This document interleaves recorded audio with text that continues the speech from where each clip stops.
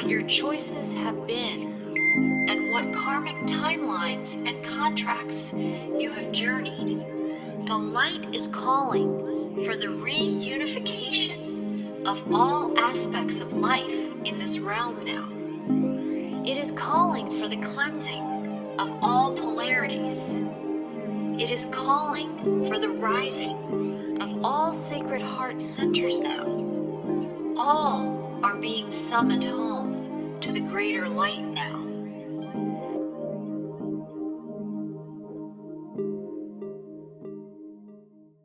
Hi, and welcome everyone to Whole Soul Mastery and Whole Soul School and Foundation's joint podcast today. I'm Marie Mohler, and I'm here with Joel Michael.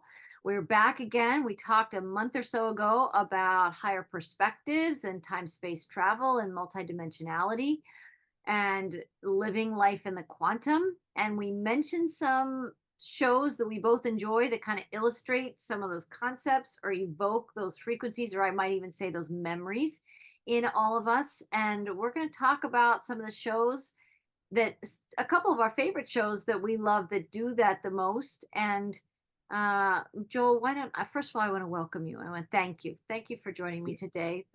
Yeah, it's always so wonderful to get to spend time talking, sort of in person. Yes, sort of in person. Across the waves. Across the waves, exactly. Yeah. That's another form of travel. We're traveling right now. People who are listening. Sure. Yeah, exactly. Yeah. Right? Are portaling in. Every moment in time. Everybody who's before, during, after, all that, right? Just going to be part of our space-time talk today. Well, and I think we planted the seeds too of also the language of quantum jumping or timeline jumping, because that's in some of the shows that I always enjoy. I think and I always pay attention to what I'm attracted to and what I'm not attracted to, because my inner guidance system is letting me know kind of there's a resonance or there's a remembrance or maybe there's less resonance. We all have that. Some of us are attracted to certain things and not others.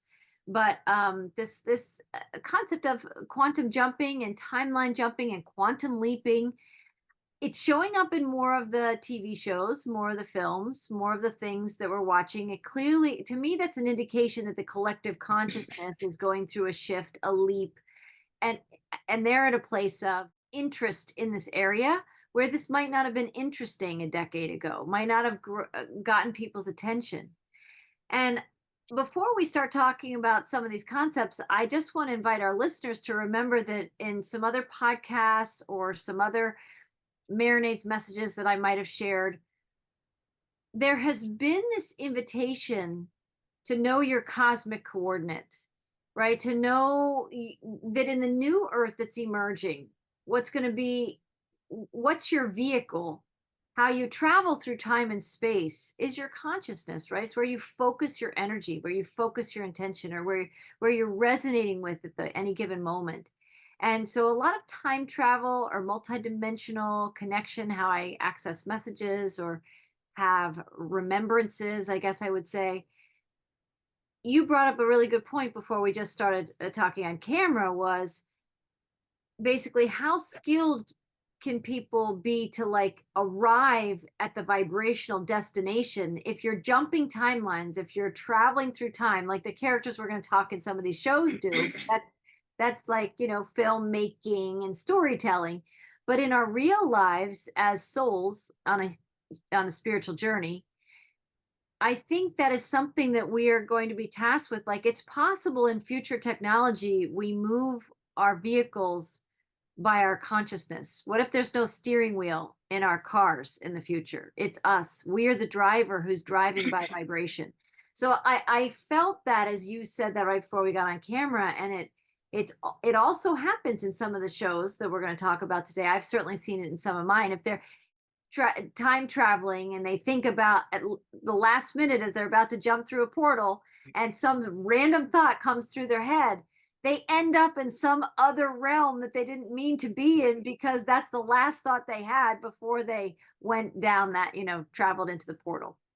So I feel like this is being impeccable with our vibration. I think our ascension journeys are all about that, is getting really, really clear and connecting with who we are and the layers of what that looks like, recognizing distractions, and knowing if we're the driver of our vehicle in the new earth, we want to be practicing right now We have time to be practicing, honing in on our skills to maintain a focus of directing our consciousness where we want to go. So I'll toss that back to you, Joel, to talk about your impressions of that, what you mean by when you perceive what I'm talking about, this quantum timeline jumping. Yeah. Well, it's a perspective point. And I mean, so it's one way of looking at something that's super amazing, fun, super awesome way. But you can really look at when you start understanding, if you get into understanding the fractal type level of the understanding that this world is kind of holographic, all of those kind of deeper understandings, then you realize that platform that we think of as space and time, which as one thing, space time or time space, it's all that. So like anything that's appears to be in motion or moving forwards in time, you're already time travel. From the perspective of higher perceptions of reality, where and you're not actually even moving, you're just observing the motion because you're not motion, you're the stillness. So I know I just went really deep there with all of this. Yeah. I'll get out of this as we start talking about these things. Sorry, I'm shaking my little table here. Too much hand jive. So, but it all relates back to that. So when I look at the world around me, a lot of times I'm seeing this space-time jumping, traveling for everything. Because if you think of our three-dimensional reality around us as being this physical thing, we know it's not. We know now for sure that our perception of something being solid is a complete misunderstanding based on the way our belief system as it aligns with our physical senses, right? Your physical senses that create the world for you are not giving you enough information for you to really perceive what's truly happening. But within this construct of what you could call the quantum, quantum wave or the quantum field or space, the structure of space time or whatever you want to call that, it's all based, when you boil it down and you really look at it in the scientific way, with Planck units and all that, it's all space. There's nothing there. It's just spin. It's just gravity fields. So what differentiates like my hand from this hand isn't a physical thing that's touching. It's not. It's not touching physically. We know this. This is very, very mainstream science. I'm talking about this. So what you have is an energetic field here.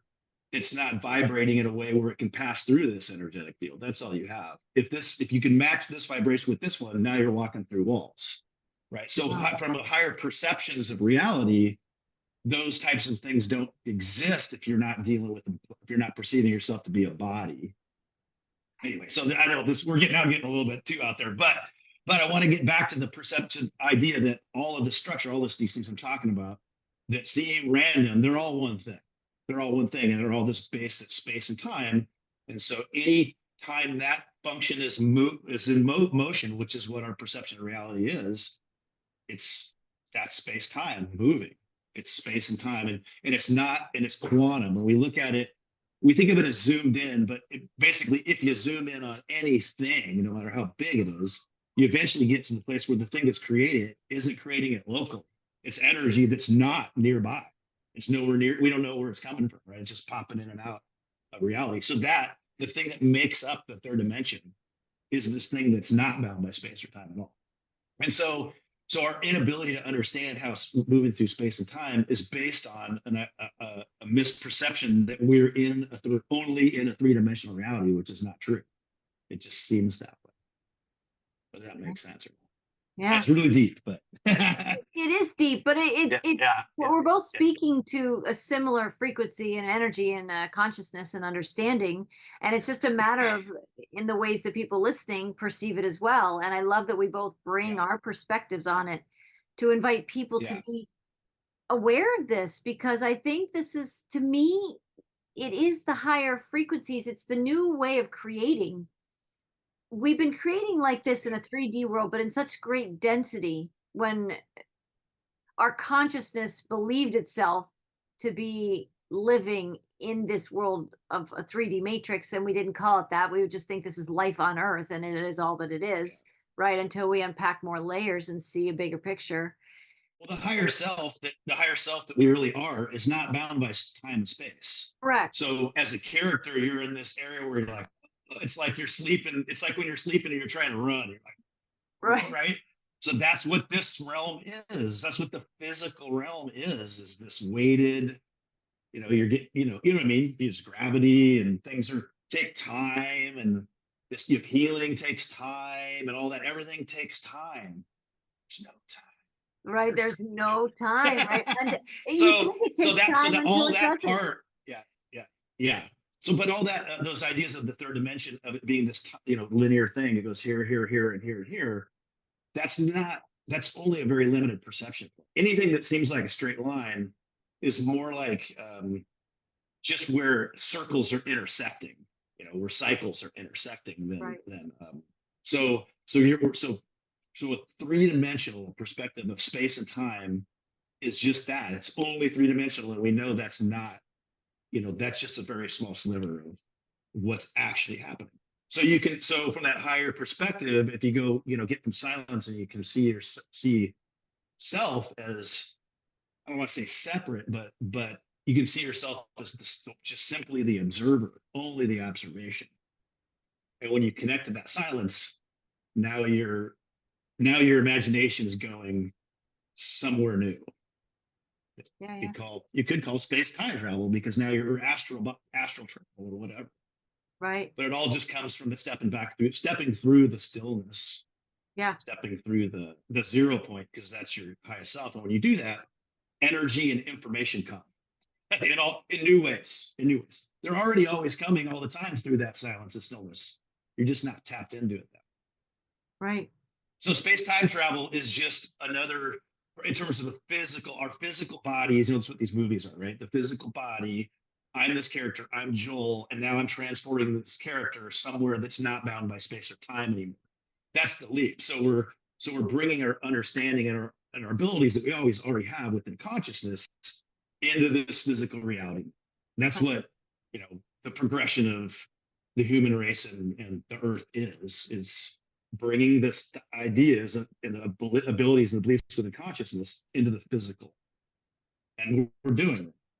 These movies are not that much of a stretch from what's actually happening in science with quantum experiments. Let's say, well, I'm talking about mainstream stuff, not stuff peer reviewed. Everybody's accepting it. The mainstream science is all accepted. Quantum entanglement. They can send a particle wherever they want now. A particle, not your whole body. So obviously that's going to take some more. How do we put it all back together how it was before? But they can. We're already space-time traveling with particles. We're going where we want, and we're coming back. We're already doing it. So it's just a matter of time before they can do that with objects, assuming they're not already just going. Somebody's not somewhere with some tech just going for it. Going, I don't know. Hopefully this will work out. Just press this button. Where'd it go? I don't know. We'll come back. I think there's history of stuff like that. There's anecdotal and some historical accounts of people already having this type of tech in it, and then them disappearing. So or whatever, right? So it's not that far off. These movies, the way that they're happening, are they're I think it's where we're headed in reality. I mean, I don't know how long it takes to get there, but that's what's so fun about it. Why some people are tapping into it is it's where our consciousness is moving as a group. Our collective ideas and understandings about what's possible as a human race is changing to that right now. Yeah. Well, so with that said, let's dive in a little bit to we're gonna alternate. Let's talk about some of the shows that we think bring this to life a little bit more. Some favorite shows about the time traveling, hopping through portals, falling through portals. I mean, there's many different ways it's being depicted right now, by accident or on purpose, right? But the theme is still the same. It's these shows of we're learning about our abilities as creators to bend or to travel outside the confines of linear time. And it's so powerful. And I'll name my two that I mentioned in our last podcast, but I'm going to mention again. I'm going to talk about these two. I like the series Once Upon a Time. And I like the show series Sense8. I have many other shows about time travel and multidimensionality and all of that, but these two are two that I go to a lot. Sense8 is kind of newer for me. But maybe I'll start. I'll just, how about I present Once Upon a Time, and then we'll switch to you, Joel. And so you be thinking about a couple of your favorites and what you love about it. I have a little description of my Once Upon a Time show series. I was just going to read a little bit for listeners who aren't familiar.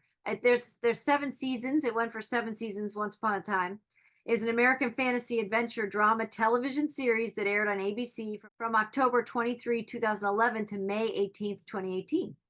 The show was created by Adam Horowitz and Edward Kitsis, who are also known for their work on the show Lost. And I just wanted to read the plot because it's one of these stories that has many, many elements to it, but I figure I'd get a little concise summary and then I'll talk about what I love about it. So the plot summary is that the show takes place in a fictional town called Storybrooke, Maine, where fairy tale characters from the Enchanted Forest have been transported to the real world. The characters, including Snow White, Prince Charming, and the Evil Queen, have no memories of their past lives and are living in the present day. So then there's a whole series of details about these fairy tale characters. This is not an animated show. It's a kind of live action, I guess. I think I saw some parts of it here and there. It's been around a long time now. Right. Yeah. So the 15 years or something. Yeah. Evil Queen wants to get back at Snow White in the story, the way this is depicted, and cast the ultimate curse basically to a land without magic, where nobody else was going to have magic except for more or less the Evil Queen, or she was going to be the only one who knew what she did, what her curse was all about. And she kind of sounds like a familiar story. I know. We're living once upon a time. I think that's pretty much that. No, I think that's pretty much with the way the Earth's been. Yeah. What's been going on the Earth? What's been going on here, right? And yeah. She's kind of the author of this curse, the creator of the curse. So the curse goes the way that she wants it to. So everybody else in the town who used to be, Jiminy Cricket or Snow White or Prince Charming or all these different characters, Rumpelstiltskin, they have no idea that they're from this land of magic, right? They have no idea they're from a completely other realm, and they've just been transported by a curse to some land without magic, and they work and pay taxes, and they do all kinds of things for jobs. They might work at the animal shelter, or they're a mechanic, or they're a teacher or something, and there's a mayor, right? And so, that's just reality right now. Yeah, it's just pure representation of reality. Yeah, right. And what's beautiful in the series is they flash between the worlds frequently.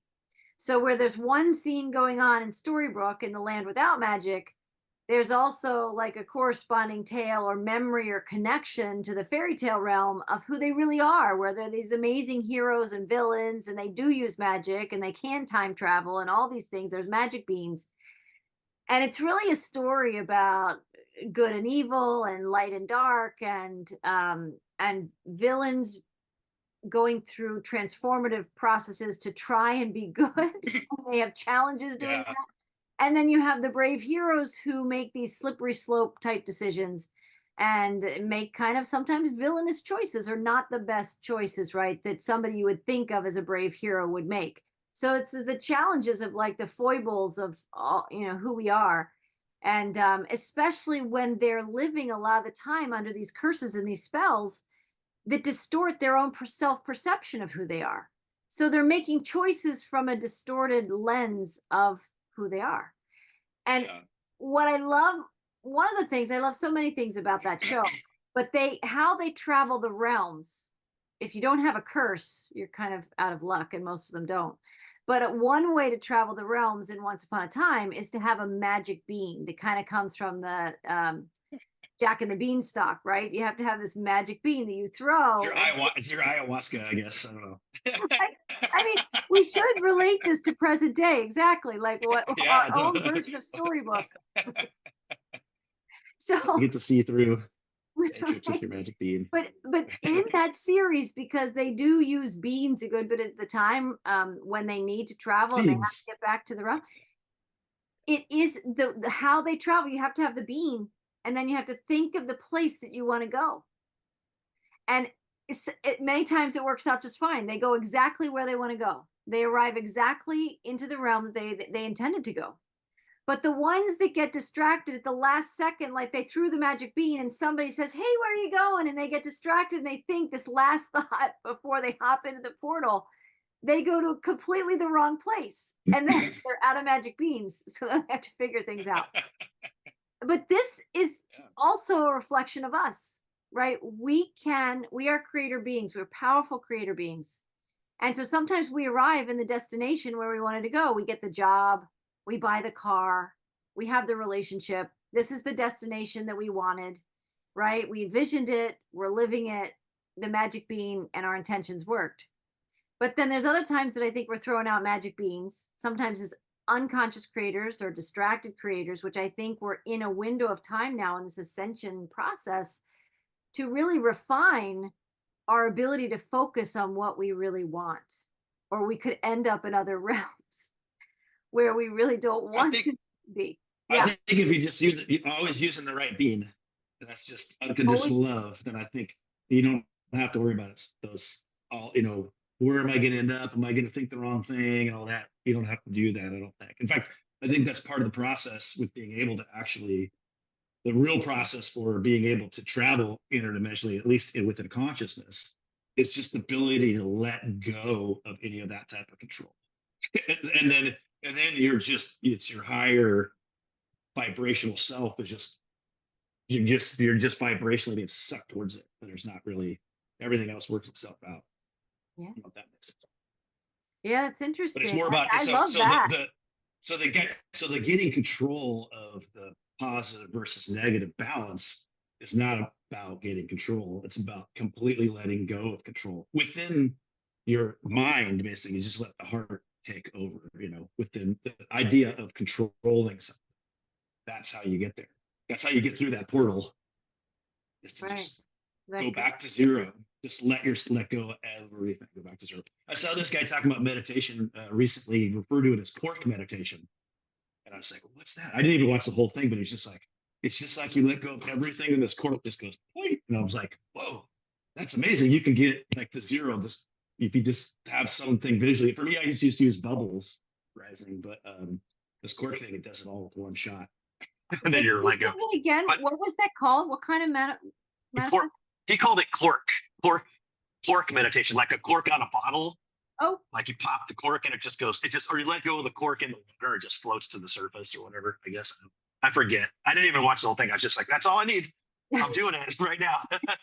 I'm going. So, but anyway, yeah. So that's the key to connecting is not about focusing on where you want to go. It's about having complete faith that when you completely let go of that with any of it, it's going to bring you to the highest place. Wow. That's a pretty evolved perspective of the magic bean though, like of that time Yeah, travel. yeah. To just Well, no. So the be seed, the cork, be the no, bubble, be love, and you'll go. or be the seed, and the seed is just that. I mean, that's the highest form of unconditional love is completely letting go, because you completely let go of any ability or any interest in any level of judgment of any kind. I mean, that's just one of the things that's aligning with it, right? Yeah. But if you can't take that with you through that hole, through that 0 point. You can't be 0 point if you bring that with you. I mean, you sort of can and always are anyway. But I'm just saying you'll get, what I mean? Your perception is that you didn't bring it. You always are that. But in order to, allow that maximum amount of energy to just flow through you without resistance, it means just completely letting go of any kind of outcome on the other side at all. It's so interesting. I mean, I love hearing your perspective because how you see it is getting to 0 point and letting go. And for me, I don't know if it's just years of channeling and traveling the realms that way. It's always had an element of intentionality of steering my ship, steering my Merkaba. Okay, but that is that's a great. I'm glad you brought that point up, because when you reach this, when you get into the silence and stillness, you're looking back at that. What you're seeing is intuition. You're not seeing a choice. You're seeing what was always already going to happen before it happened. Because now you're not bound by time or space when you look back at it. So it just depends. When you're on the front side of it, it's always like, it's a choice. I'm making this positive choice.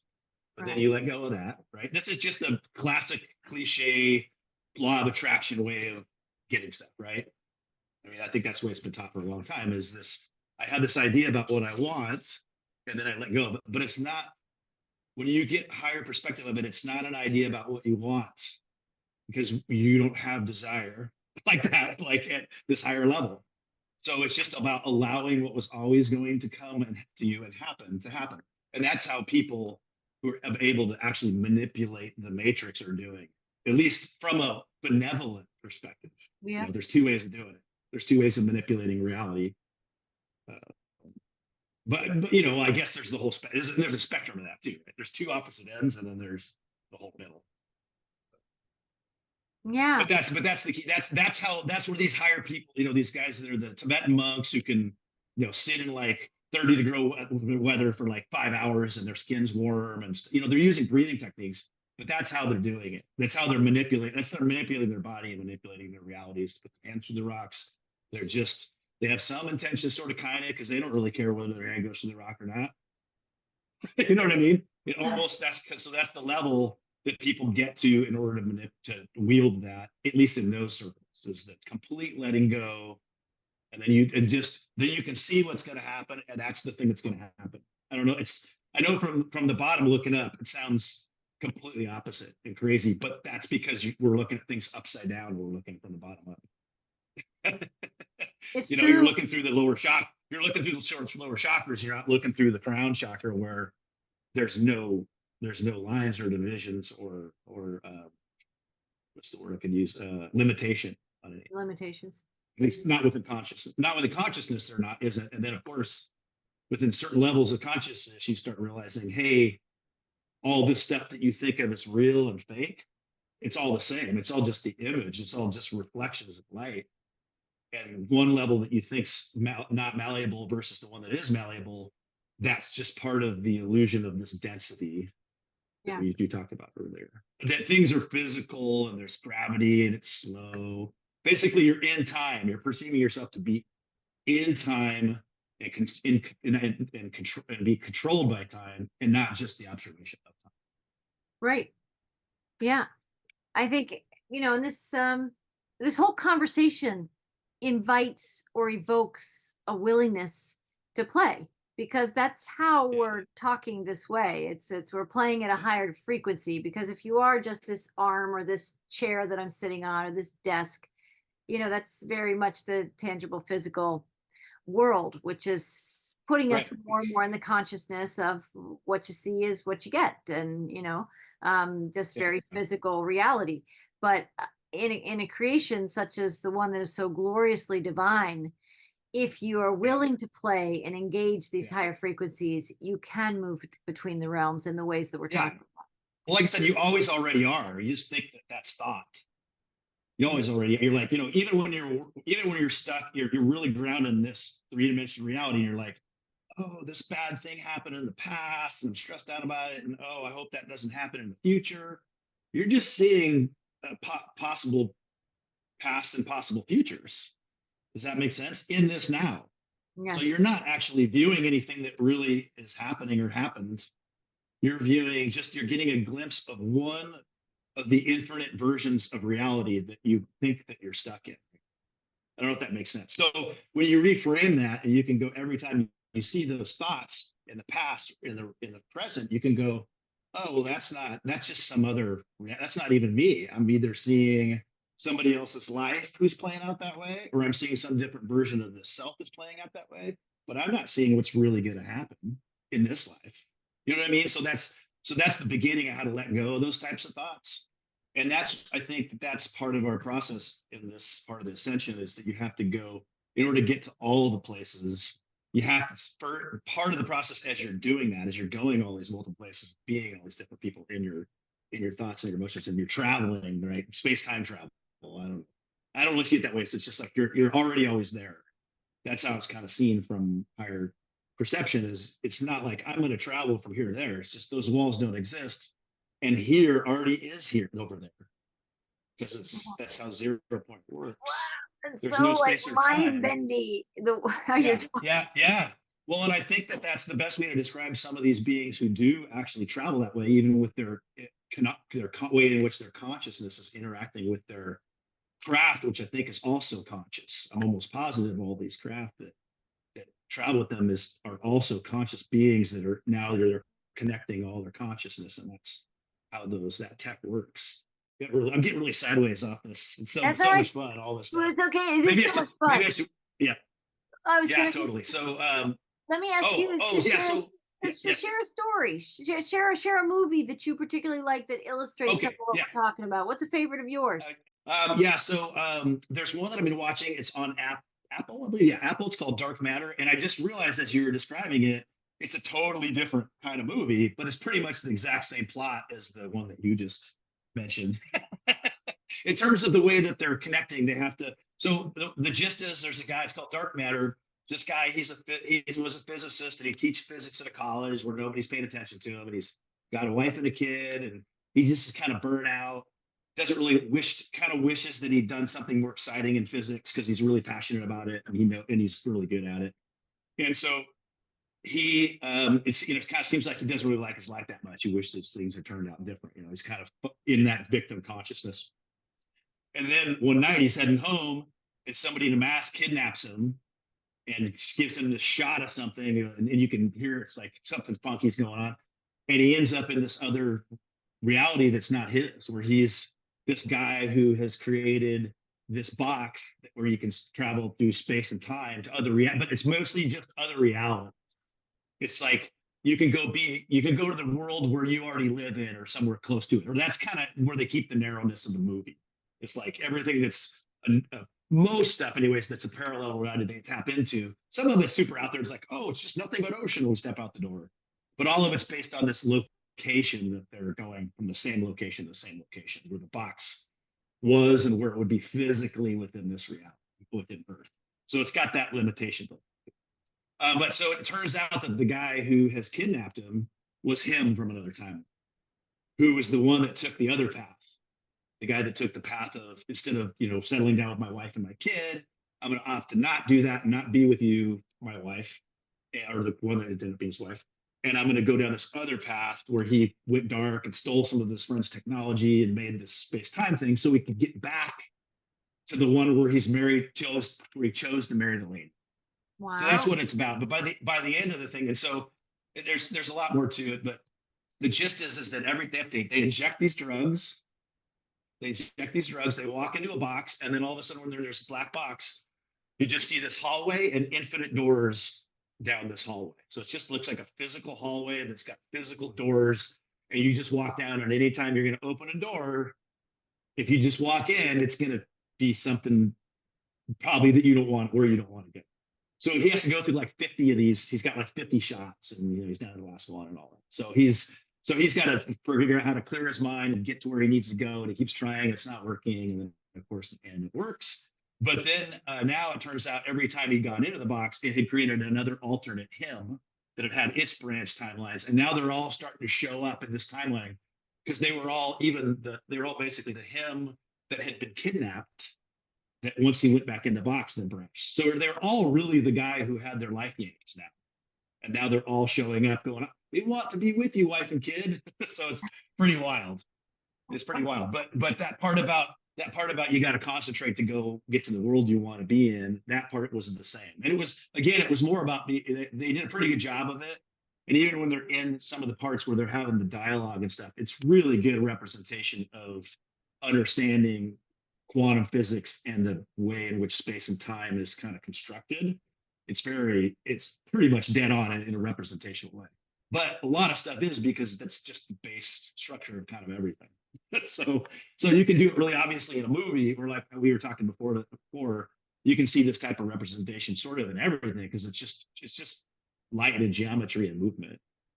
So anything you see that's seems geometrical or whatever is jumping out. Like there's only so many shapes, right, in the world around us. It's all just these variations on fractals. And so when you wake up, you just start seeing this, like, oh, it's all just just repetition of the same stuff. You can see that everywhere you go.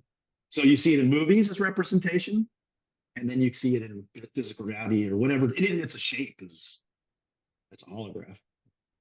So I don't want to spoil the show for anybody because people might Yeah, be. It's yeah, called yeah. Dark Matter, Oh, yeah, it's worth watching. Yeah. and I'm definitely going to check it out. Um, but is snatching him, because we Mhm. see that, I see that in other time travel shows, that there's like a one original that's the one with the Yeah, power to make the change versus all the other yeah, that's a versions. good point. Yeah. Is that is do you get the sense that that's why he gets snatched, that he's been looking for the guy, the one that took the path with the wife, or Oh no, what's so the there's just lesson? so I think the lesson is the same lesson as all spirituality, and that is that the key to happiness, or the key to stillness, which brings joy, which joy is really more like a collective emotion. It's a we, it's a higher level of like what we consider individual happiness. It's the shared vibration that's emotionally, it aligns with gratitude and all that. Yeah, the way I hear that he gets snatched and he's taken, and he doesn't know exactly what's happening to him, but he's you find out eventually, I'm sure, that he was snatched by another version of him that was looking for him. Yeah. So But what do you yeah. think the snatching So of so him? I think the whole lesson of that is not to read into the individual stuff too much. It's to back off and look at the bigger picture and realize that in order to have that joy and that happiness and that stillness and to connect with your timeline, that's your correct timeline, you have to get over the idea about the one arriving being the one that your ego wanted. The one that arrives is the perfect path. So it doesn't matter who you are, where you are in the story, whatever happened to you in the story is this character's path. So there Mm, are infinite paths that already exist always. They're always already there. They're happening. So wow. that's what I was saying about those thoughts. When you think about alternate stuff, you're tapping into something and you're having that experience that's real also. So it couldn't be any more real. I mean, Wow. it's the same realness as anything else, right? It's your experience that you're having. But our brain has to put things into these boxes that we've defined them as real that are not any more or less real than any other idea or thought or emotion. They're everything, all that stuff's real. So the same thing is with these infinite timelines, they all exist. And you're just getting to experience one of them as the one.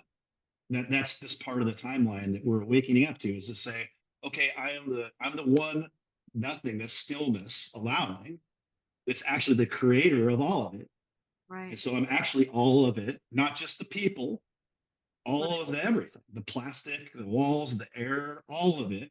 And you're equally just as much that as you are this character. It just doesn't seem like it from the third, when you're looking through the third dimension, Right. because the third dimension is a holographic, curved holographic projection. Think of an IMAX screen, or just a circle that you're just looking at all the way around, actually, because you're seeing all these infinite perspective points at once. It's just a projection of a second dimension. So think about on TV, when you look at whatever you're looking at on TV, and there's this depth. It's not three dimensional, right? Like you poke the screen, it's two dimensional, but it looks three dimensional. Well, that's how reality is too. It's just the way it interacts with you, and with those energetic ways where you think it's stuff is solid. It's just your senses confuse it into thinking it's something that it's only something, only this, but it's that and everything else too. Wow.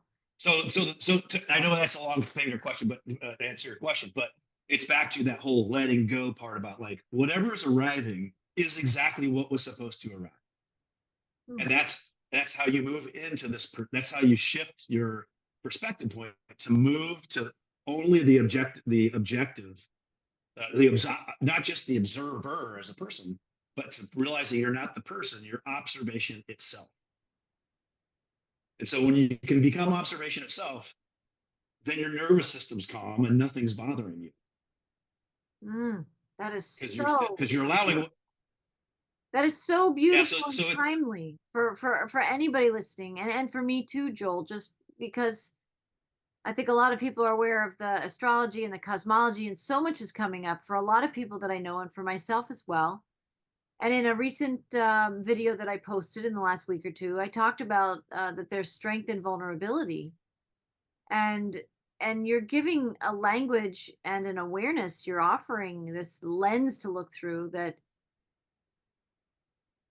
even that's just a character, like the vulnerability of us. It's just a character that we can either give strength, we can strengthen that character with our consciousness about it, or we can poof it away. And in a way, Well, just and mostly the way you develop that strength is you make the unconscious, the I am, the stillness, become conscious. You become aware of that stillness and the fact that that is your highest you. And now you're just naturally, without trying, unconditionally loving the character. And then that aligns with loving everything else. It's all connected in this one thing. And it's not about like, if you just basically, whatever angle you can strike that from to just get into that spin, then you can see it. So eventually you can see it with everything, because you can say, because everything is pretty much, I think I sent you that little kind of cryptic text where it's the Om and the Who was upside yes, down. So the concept of the I am is that of I am consciousness is that everything's the stillness, which is you, which means that everything else is also. And so this goes back to like Jesus's teachings of love the other self, because it's a literal.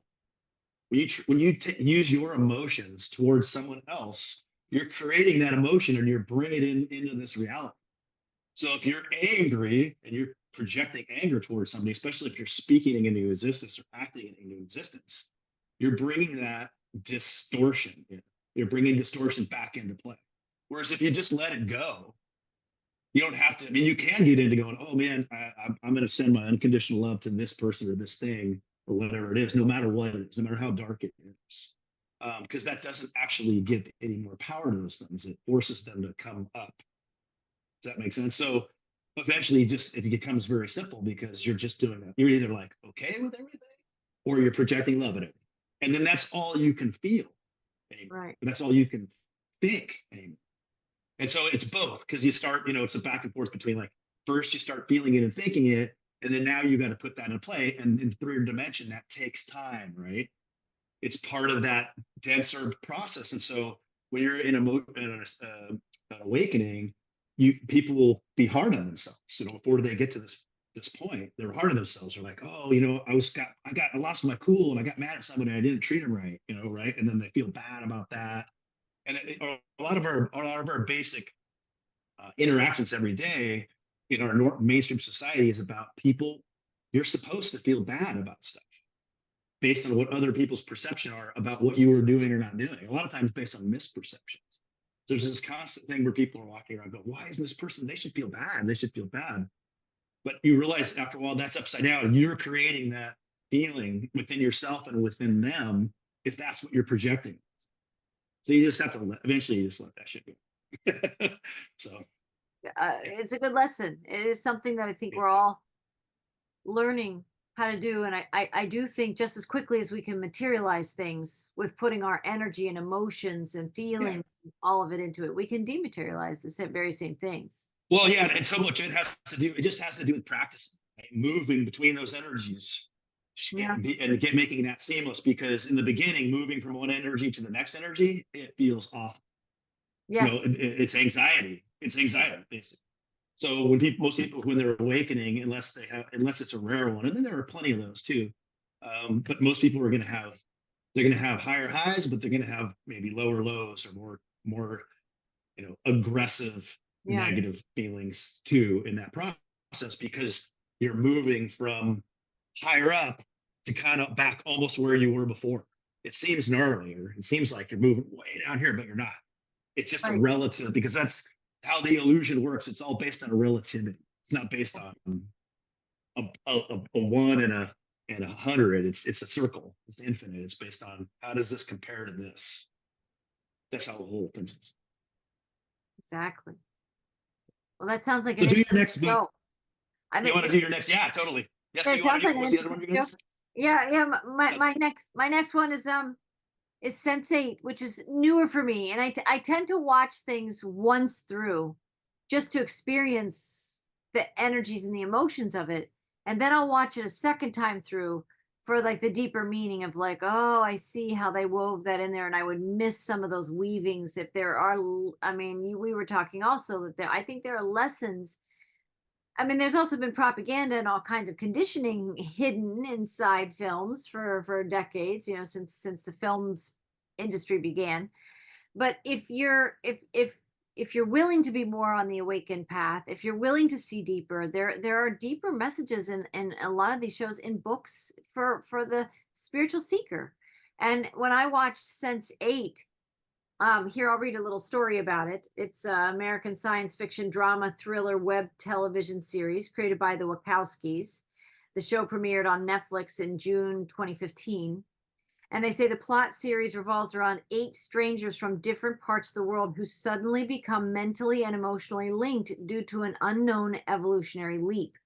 These individuals, known as sensates, are connected through a shared consciousness, allowing them to experience each other's thoughts, emotions, and memories. And then it says the whole point, the story follows the lives of these 8 strangers as they navigate their newfound connection and try to understand the purpose and implications of their bond. Along the way, they have to evade a mysterious organization that seeks to capture and exploit them, or worse. So, there's some very nefarious energies in this show series. And I'm a pretty sensitive person, so I can't watch a lot of shows, especially if there's a ton of violence, or if it's like over the top sensorially. This sensate being can't do that. But I also have grown over time where I could see the distraction of the villainous character, and because I think that's shown to mainstream, because a lot of people are conditioned to need that kind of violence, need that kind of villain chasing someone, to wanting to do bad things. Yeah. It takes about 6 or 7, I'd say about 6 episodes to get into this series. It's just 2 seasons where you really, really start to not just watch, but if you allow yourself to feel the characters beginning to feel each other. And I love watching them begin to discover this evolutionary leap that this soul cluster has been through. They all share the same birthday. There's this wonderful connection between them, and they can borrow each other's skills. They start like, imagine, Joel, if I can borrow your EMT skills or firefighting skills or whatever, and you can borrow my skills. You can just say, okay, I'm going to tune into Marie because I really want to be able to do this today. Right, that's what they essentially do. They borrow from one that's like a kung fu master kind of, and they help each other. And there's downloads. What'd you say? Downloads.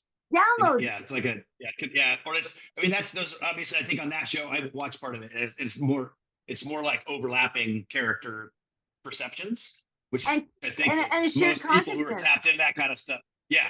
And I think most people who actually experience that stuff, especially with other beings, I think that's a really common one for people to have those experiences with non-terrestrial, say, types of consciousness of beings, that is kind of how they perceive it to a certain extent. Maybe not like, hey, I just got all your superpowers, but a perception of, okay, I am you, you are me.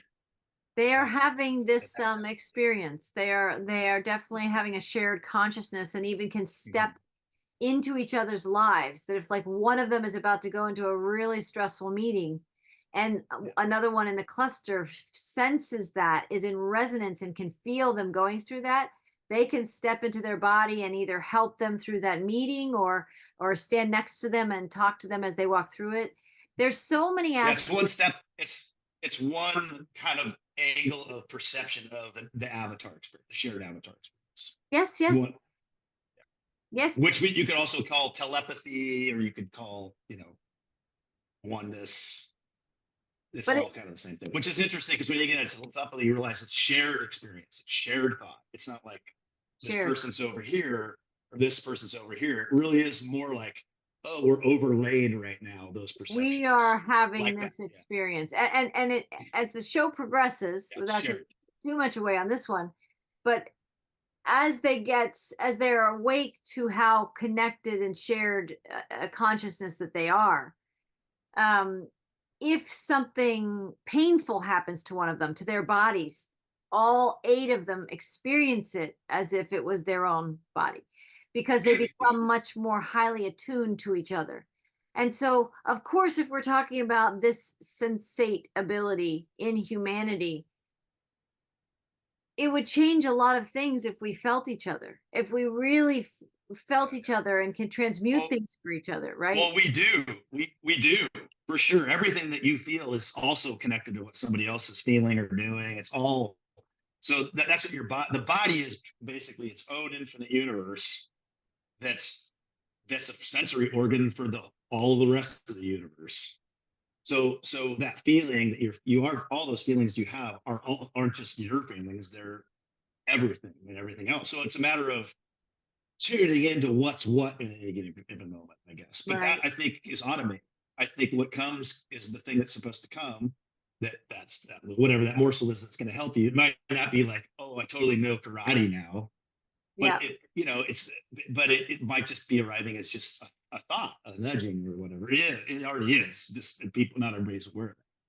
Yeah. There's plenty. Everybody's tuned into other levels of consciousness that are that are whispering positive things in their ear. It's a matter of which one are you which part of that which one are you going to tune into? They're both there. Mm. They're which one is actually your thought? Which one Right. are you merging with? I'm so grateful that there are shows depicting this or inviting us into a more conscious experience, that we can be living this way. We can be more aware of this way. I'm aware of this with you, and you're aware of this with me. So Sense8 is one of these shows that I love, that it brings to life a lot of things that we know in our conscious awareness, but to see it depicted on the screen. And because I'm such a big feeler, I feel them feeling each other, and being a shared consciousness, and loving each other, and there's no judgment. Whatever any one of this 8 is going through, they're Yeah. just like pure love there for each other.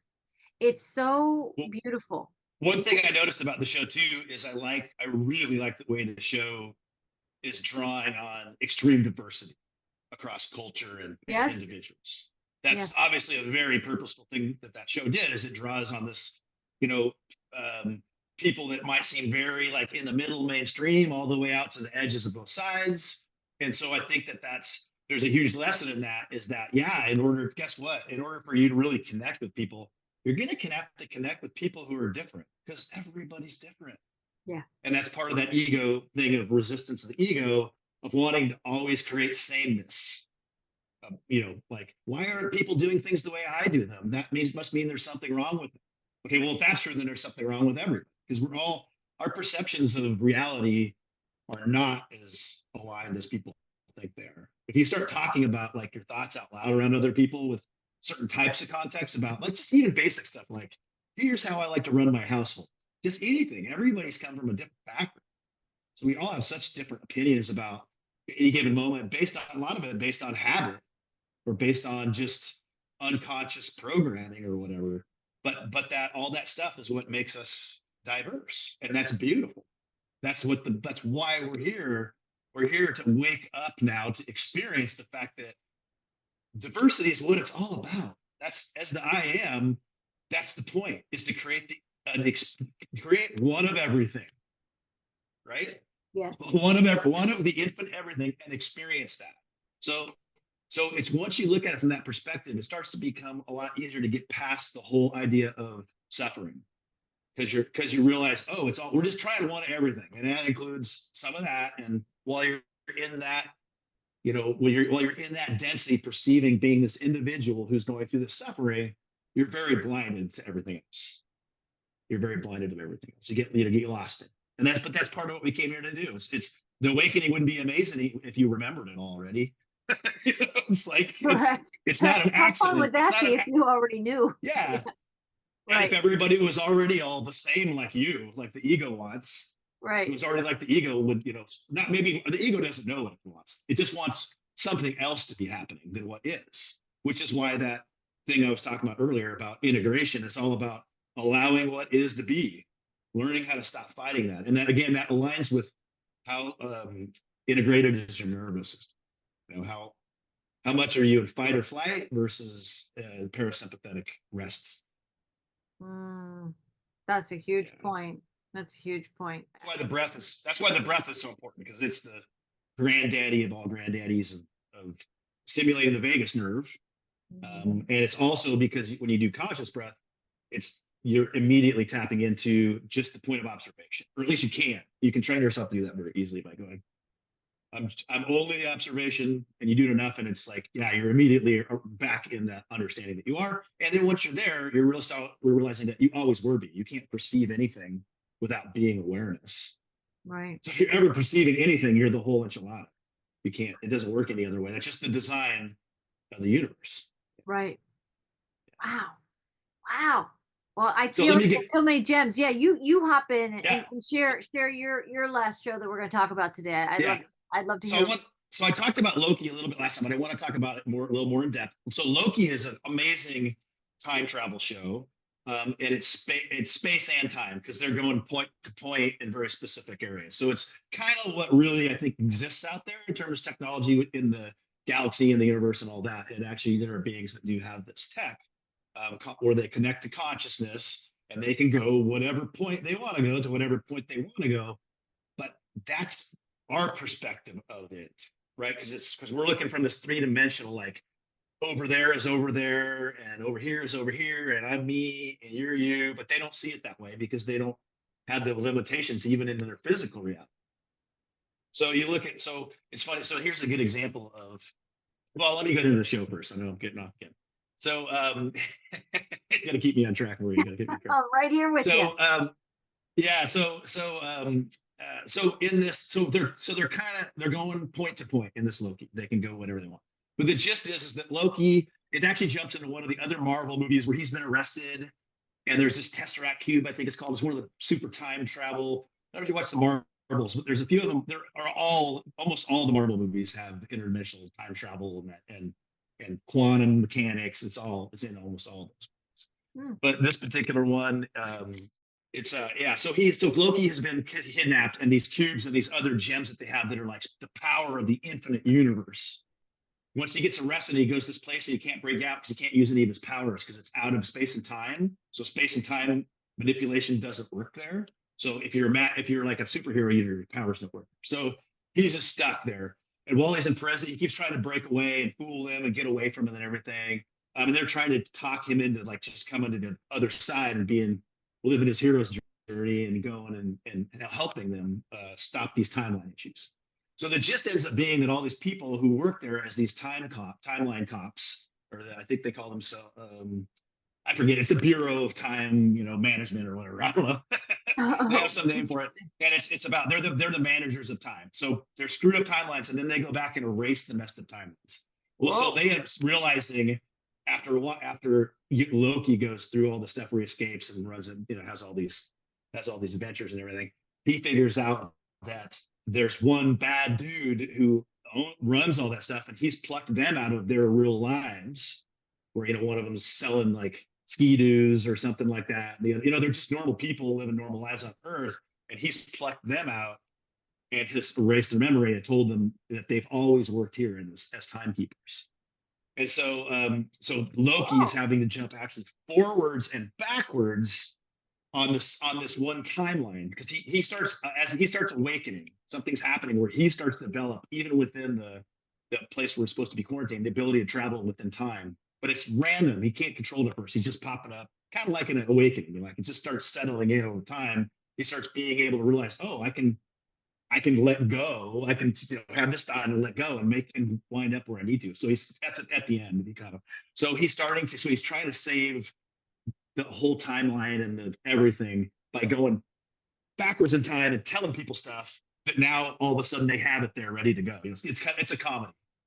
So he's got this guy that's a genius where he says, well, what if you could invent this thing? How long would it take? And he'd be like, oh, that would take me this many years. And he goes, okay. And he goes back in time and meets the guy.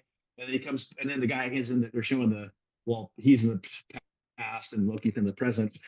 That he's all of a sudden remembering things that didn't happen before because Loki's changing him in the past. So it's kind of quirky and funny, cute. But the gist is he's not really jumping versions of reality. He's just jumping time back and forth between time. But then also jumping out. They have all these different splintering worlds, and they're jumping out there too. But that's more about running away from the bad guys at some point. But so yeah, it's less. for Loki, his ability to do it ends up being just organic. Like he's not using any technology to do it. Right. I It's love really that neat. actually. I love that. I like the movement that you're describing where it's just like it's fluid through time. Like wherever he needs to go, he's just going to create the outcomes Well, that he ultimately desires. and it's also an amazing journey to watch. And this is the thing that kind of almost had me not watch it because I'm like, Loki, he's kind of a bad guy. And do I really want to watch some show about a bad guy being bad? That's what I thought it was going to be about. And then it's quite the opposite. It's actually the spiritual awakening where he's going from ego consciousness to enlightened consciousness.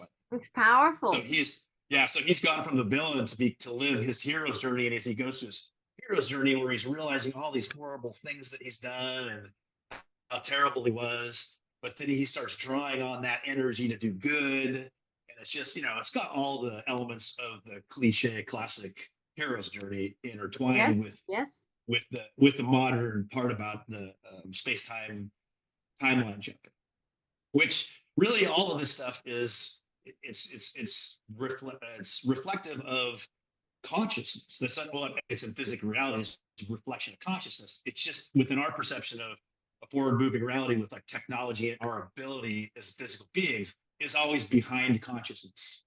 The third dimension, again, it's a distorted projection of higher density or higher dimensions, and so it can only evolve so far before you're not in the third dimension, which is where kind of where we're headed. And this discussion we're having is not third dimension. It's not three dimensional. It's probably more. Most people would say it's fifth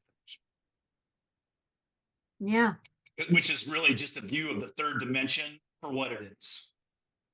That's how I would describe a fifth dimensional consciousness or fifth dimensional perspective of consciousness. I mean, the fifth dimension is a shape, right? So this is not. There's lots of science and non-science crossover when you're talking about consciousness, but the fifth dimension I kind of see is like the all-seeing eye. On the dollar where they have the tetrahedron where it's got the eye on the top, so that all-seeing eye is able to see the entire structure of the third dimension. So then you're able to see that it's really a refracted light dimension. It's not really its own dimension. It's a reflection of higher dimension. Yeah, there's been so many signs and signals through so many stories and movies and messages and books, and the clues have been there through the centuries to help us uncover the truth of this experiment, which we can kind of call it that. And I think many are listening, and it's a fun adventure to sort of decode your own messages to yourself. Like, I don't think we have to be body snatched like in the first show you talked about to get our attention. We don't have to go through that if we don't choose for that. We could just actually have the communication, say, "Oh, thank you. Did you need my help?" Like just like in Sense8, sure, I'll help you, right? Yeah, totally. Yeah, but I think it's that's all of this is we're just watching a movie, right? We're just watching things evolving, and this is part of it. You and I are languaging things in a way that people can start coming into these higher concepts that contradict normal thought process. And so that's just it's part of the process for us that we're just a part of, to be able to language that in a way that's becoming more accessible for people in different levels of how people perceive things. The people that are attracted, that you have a very big following of people who perceive things in a very specific way, and that's who's attracted to your podcast. And then obviously when we have other stuff on, a lot of those people probably are tuned out a little bit, I'm guessing, maybe, I don't know, but it's coming from them too eventually. Yeah. Eventually you get to the point in the process where it's about that tuning into the silence and just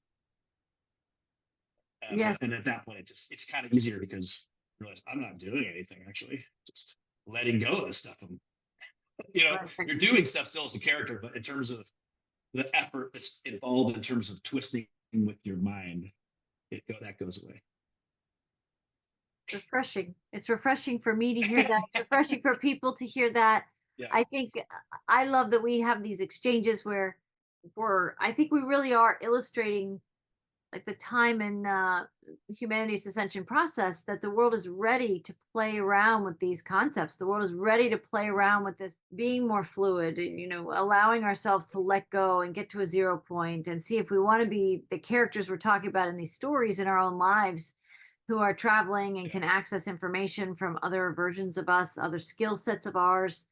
Yeah, and then there's the deeper, more etheric, more esoteric. There's this deeper element of consciousness that you allow yourself, with more experiences like what we're talking about, to just be in stillness, to just be in this place where you're not the thinker thinking, you're the observer observing, you're the soul that's in stillness, that's in that, I call it the cradle of grace. You're really fully in your heart center frequencies, completely surrendered into the frequencies of God, and you are a supple instrument for those great works that we know are here for us. So I think also a theme that I picked up from today's call too is integration. I think if people are having fragments come up inside themselves, uncomfortable things, vulnerable things, challenging things, whatever, remember, like we're talking about, you could take that conscious breath, you could feed your spirit in that higher octane way.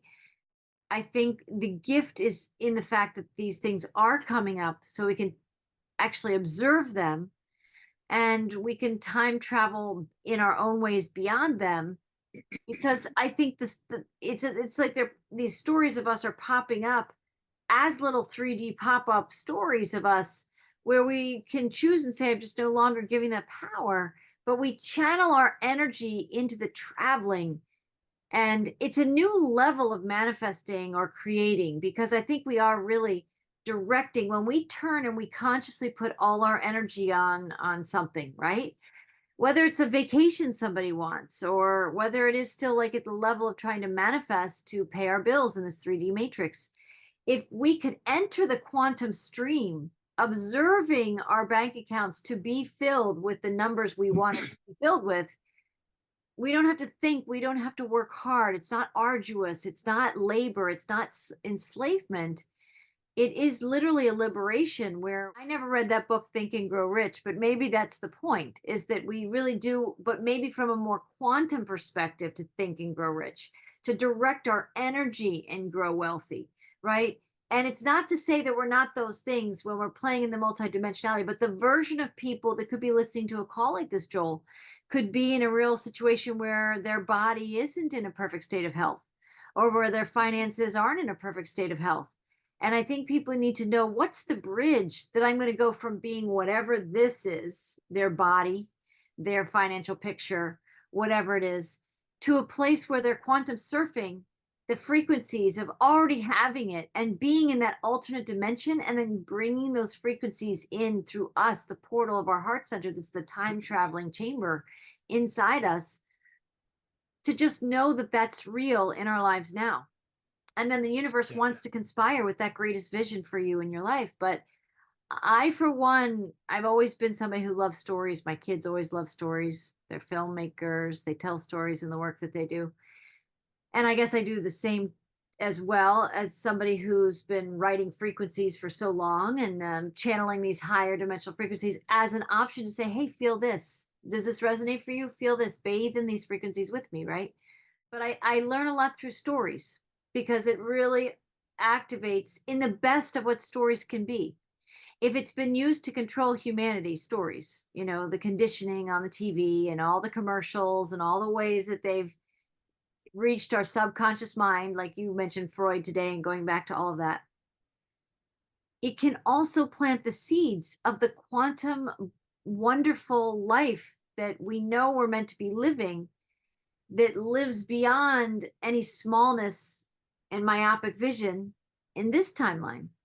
And I think that's why I find it so, yeah, go ahead. Yeah, it can't not plant the seeds, because that's the base design of all, is that divine design. So even the stuff that is not, that we see as not divine, 3-dimensional and maybe shadow, we call it shadow realm or whatever, which is, also relative. The shadow is not really a shadow. It's just less, from your relative perspective, it's less light. It's still on the light spectrum. Right. So it's all light. So you're seeing a distorted reflection of higher light. That's what the shadow is. And so the shadow has to be created from the base design. That's the divine design. It has to. So that's kind of what this, depending on where you want to go with like who's created what, what is this reality? Is it, if you're looking at it from a negative standpoint of like, hey, someone's enslaved this species so they can get whatever they're getting out of them, and they're doing it using these tricks of the matrix. Well, the only way to use the tricks of the matrix is to use the divine design. So it can only fool you within certain vibrational perspective points. Yeah. Because as soon as you see, oh, all of it's divine, then it's all unconditional love, even the dark stuff, but you're just seeing it from a warped perspective. Your perspective as the I am is distorted, but it's not really real. I don't know how else to explain it. It's not real. Let's say this, it's reality, but it's not, reality isn't what people think it is for the most part. At least right now. Reality is something much, much less limited than people believe. I mean, it's unlimited. Reality literally is unlimited, but people don't see it from that perspective. But once you do, then you start seeing through that darker stuff and realize that's just some reflective thing that we're perceiving as expanded consciousness, as a vibration, as perceiving yourself to be this vibration that is not at the octave yet. It's returning to the octave. It's like you've been perceiving this thing that's been sent out to collect information as experience and bring it back to the source that is you. Right. I don't know if that makes sense. No, it does. It's all that spirit of that integration. And I think integration could be a fun process. Sometimes we have great parts of ourselves coming back, versions of ourselves, awareness. And sometimes it can be uncomfortable. Sometimes there's these uncomfortable. Oh, it's always these deemed unlovable aspects of ourselves, or weaker or vulnerable aspects of ourselves that we might carry shame and guilt or whatever around. That those also want to come home, and I think that ultimately is why I love these shows. It's like there's this integration that happens in all the Once Upon a Time characters. There's this wholeness that happens over the course of this long hero's journey that all the characters make. Same thing as Sense8. They go through this long hero's journey, but they come to a place of integration inside each of themselves and inside this soul cluster. And I think we are tasked with bringing the vibrations of integration through time, not just us jumping outside time and us jumping back into time, right? But literally bringing in the frequencies of like a higher dimensional integration that's at a level that we probably can't even fully grasp, but we can. Well, we can, because it's described in all of quantum physics. It's everything, not just our body. Our body is just the next level of it as a human. All bodies are a portal for quantum energy. That's what creates this reality. Every level of reality, no matter how small or big that you look at, or where you look at it and you frame something around it and say this is this thing or this hologram or this space within space or whatever it is, it all is bringing in quantum energy that's not local, that's not bound by space or time. Well, as we get to reach a certain level as humans, as this physical being, the body becomes has the ability to bring in octave level energy through quantum realm, through your heart chakra, through your body. That's what your electromagnetic field is.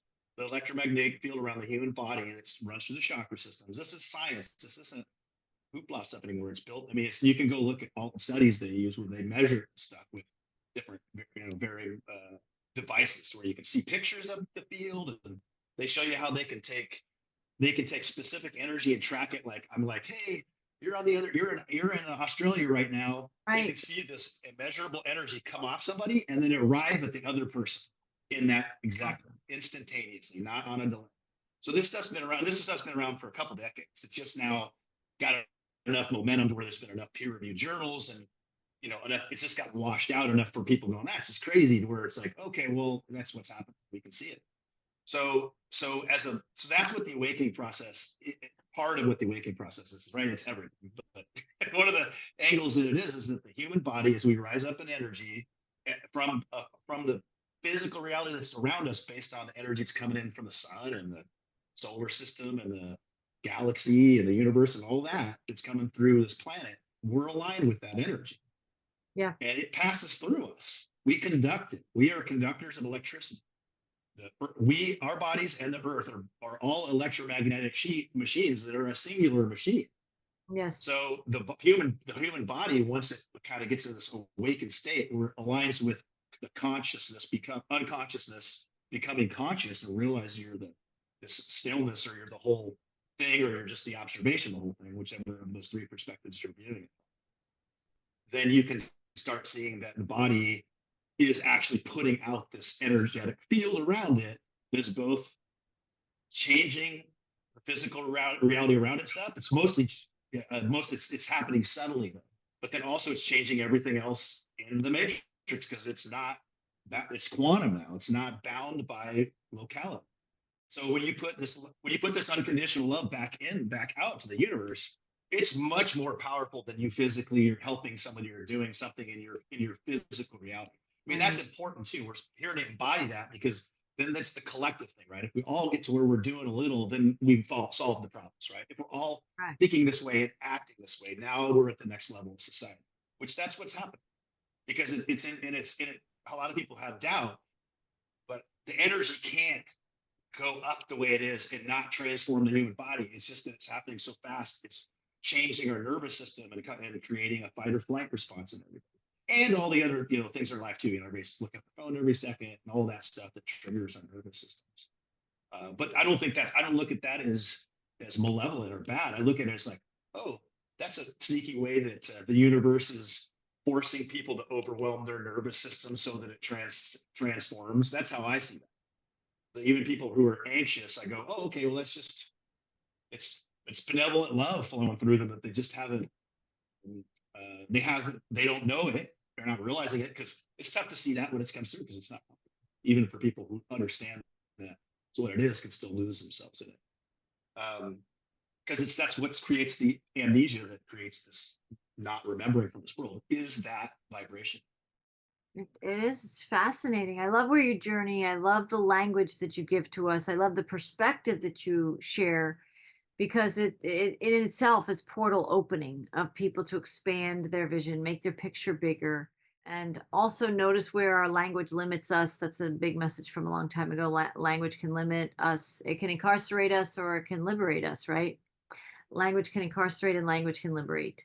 And I think in a willingness to enter the stories, in a willingness, in a good way, into these stories, into these shows, where if you allow yourself, almost like, I've never done a virtual reality game, but imagine if we're just like stepping into these stories as if we're insensate, as if we're in these stories, right? Like, because we can even travel into the stories and be a character among them, and be feeling and have an awareness of, like, how would I get myself out of the situation? How am I manifesting my way? Like, instantly manifesting. Well, that's what all humans are doing.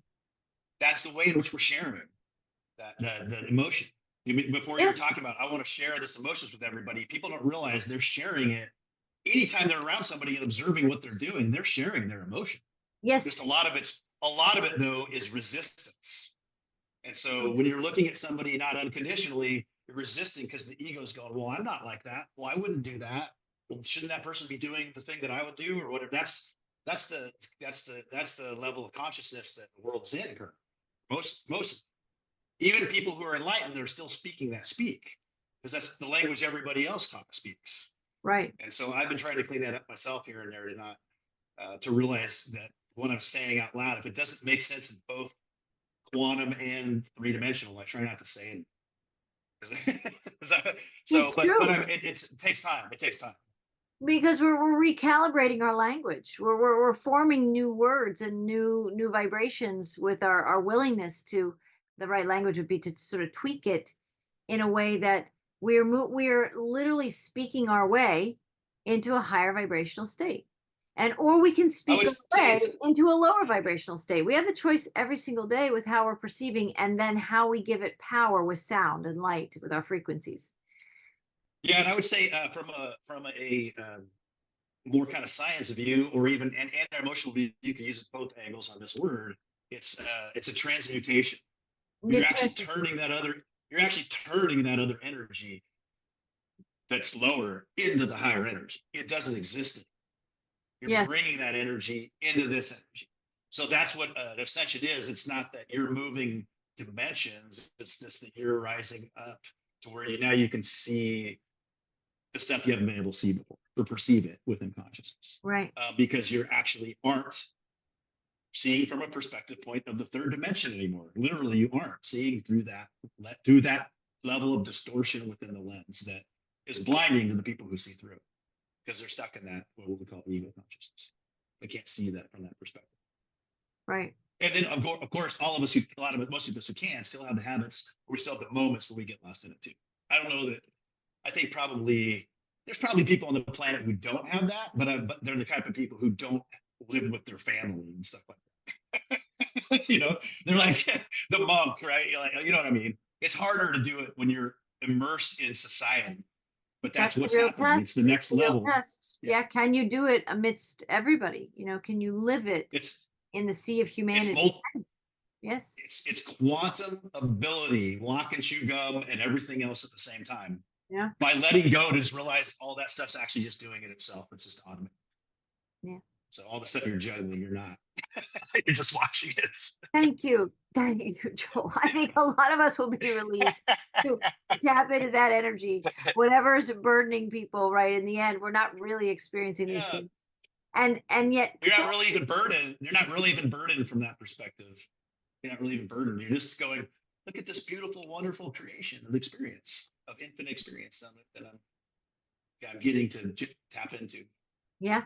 It's so beautiful. And I think that's what I love to do in these podcasts, is invite people to play with these energies, play with their language, play with their awareness, like be the observer, and give yourself permission to have a willingness to sort of write that out of your script. Don't speak the words as your wand to make that be your experience, or use your words to form the experience that you want to portal into. And we have this ability.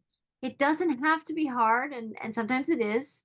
But when we recognize some hardness or whatever that is going on in our life experiences, we can enter into the state of being that observer, which to me takes me into my heart center, where now I'm channeling higher dimensional frequencies, and I can see lots of options and choices, because that's what creators like, right? Slaves don't have any choices. And I think in this, that can be harsh language, but it is kind of a prison planet. And I do have a film trailer called Freeing an Incarcerated World that just happens to spotlight some of that. But I think we are at a time where more of humanity is turning in resonance to the light and to more liberated language like this, Joel, and to shows even that would depict these stories that are showing people emancipate themselves in superhero like ways or whatever. But we're the superheroes. It's us. Yeah, and it's more of it's in that a lot of that superhero stuff isn't necessarily it's not just playing out for anyone out here. It's playing out in here more so, I think, for most people, right? Most people it's more playing out up here.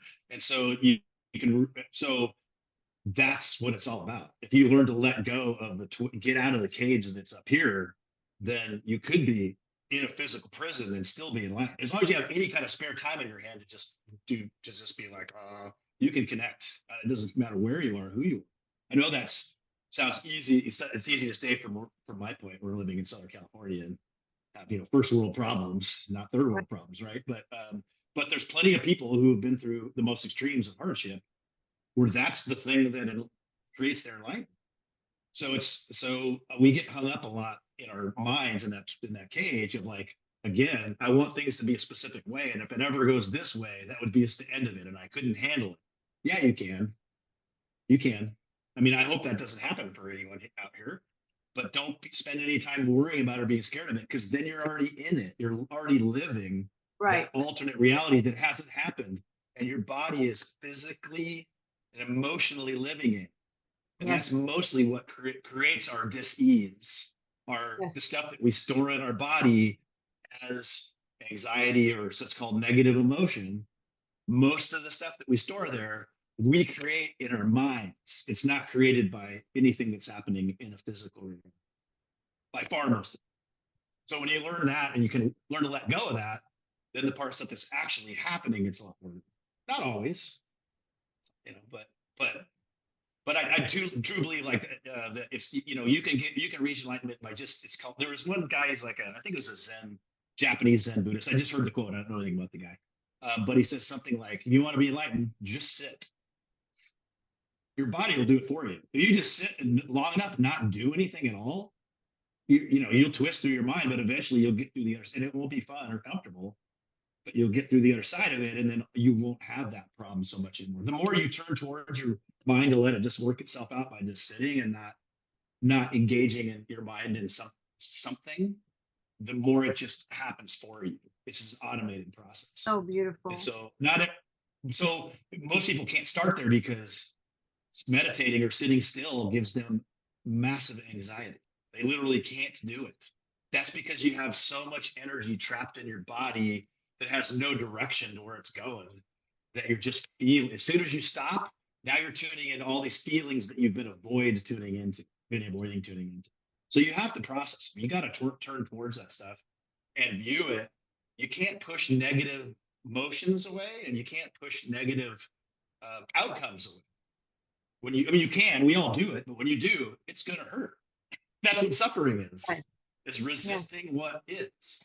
And so, so the more you just sit and you allow that twisty mind that starts off as anxiety, just work through it and just suffer through it. Eventually, you come out the other side of it where it becomes bliss. It becomes blissful to sit and just sit when nothing happens. Yeah, but it takes time, but it does it itself. Your mind will go through all this stuff. It's telling you, "Oh, I'm doing this and I'm doing this." That's just your neurons reshaping themselves from that. Because you're allowing the energy that you've been trapping and not allowing to flow through, that you've been resisting, to just flow through. And when that energy flows through, it's quantum.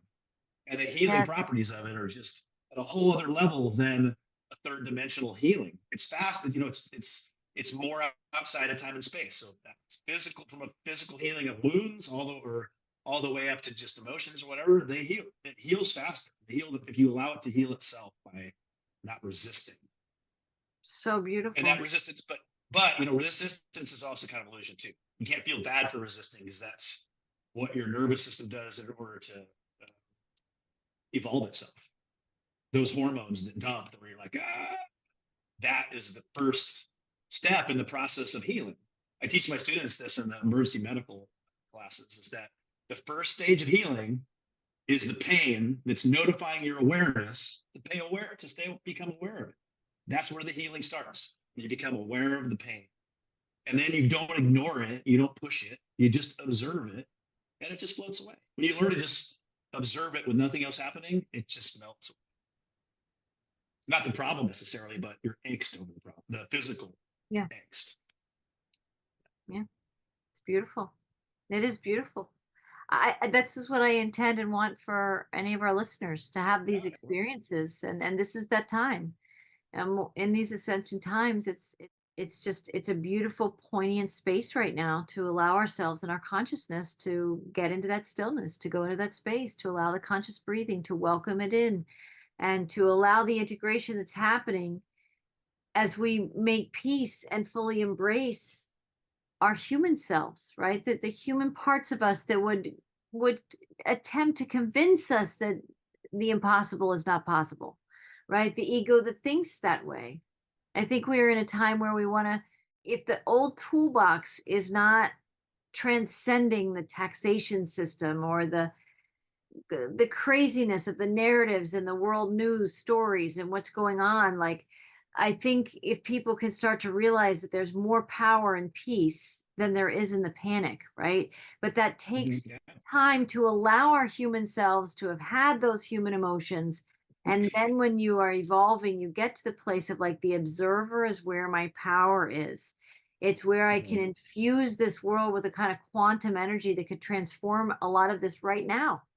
And I think we're on the path of that, but we still falter. We take a couple steps forward. We take a couple quantum steps. It's higher dimensional energy moving through us now. But I think we are in a place where we also can recognize our power if we will simply allow it. And so I think humanity is going to be moving from this place of becoming more consciousness of its powerlessness, which is so the illusion, to awaken these qualities in ourselves, where we know we could transcend space and time in these ways. I've had this vision popping up recently. The Matrix is essentially, it's a Chinese finger trap. Oh, You just relax, you're out. yeah. You're gonna let go. You just relax. But if you keep pulling hard, your fingers, it's just clamping down on you. That's what the whole Matrix is. Only Yes. way you can only relax yourself out of it. You can only relax yourself out. Correct. Correct. That was well said and great example. Great example. I think a lot of people can relate to that. Well, Joel, we've surfed through some stories. We've talked about quantum jumping and timeline surfing and time space reality, and I think you're my go-to person to talk about these kinds of waves and these kinds of shifts ushering in. And we're the vessels of the holy purpose to be the souls who are awakening to know this truth about ourselves now. And that's the liberation process that's well underway. And I appreciate you for joining me in this call. And I appreciate all of our listeners who join us in these podcasts and share it with their friends, people who want to surf some of these vibrations and energies and frequencies with us. And let's do it again in another month or so. Let's have you back. We'll talk about more things. Oh, that'd be fantastic. Yeah. Yeah. That'd be fantastic. Thank you. Thank you so much. Thank you so much. Thank you so much. It was wonderful. Thank you. Yeah. Thank you. Blessings, everyone. We'll see you soon.